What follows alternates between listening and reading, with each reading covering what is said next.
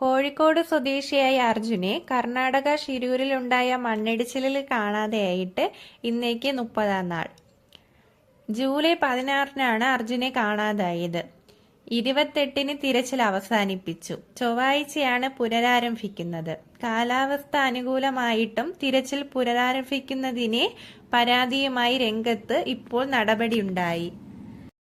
ഇന്ന് പുഴയുടെ കരയോട് ചേർന്നുള്ള പ്രദേശങ്ങളിൽ ഇന്ധനത്തിന്റെ സാന്നിധ്യം കണ്ടെത്തി.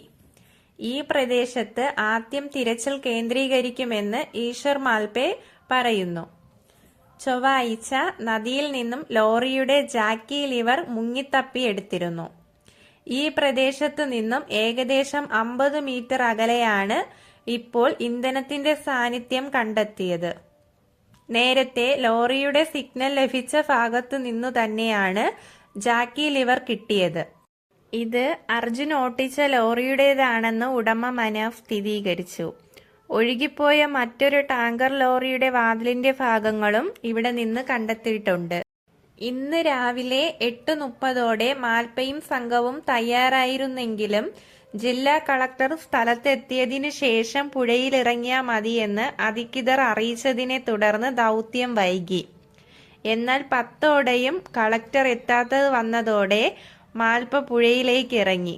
ഗോവയിൽ നിന്ന് ട്രെഡ്ജർ ജലമാർഗം തിങ്കളാഴ്ചയോടെ മണ്ണിടിച്ചിൽ മേഖലയിലേക്ക് എത്തിക്കും. ഇതിന് 50 ലക്ഷം രൂപ ചെലവ് വരുമെന്നാണ് ജില്ലാ ഭരണകൂടം അറിയിക്കുന്നത്.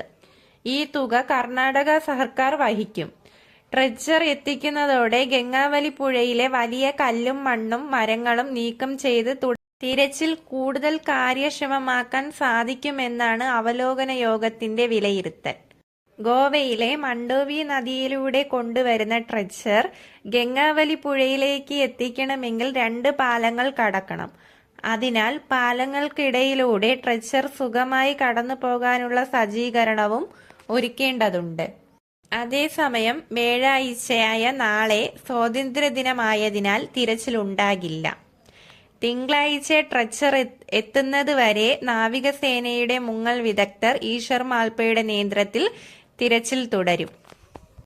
ഇന്ന് 30-ാം നാളായിട്ടും പ്രതീക്ഷ കൈവിടാതെ അർജുന്റെ കുടുംബവും കേരളവും.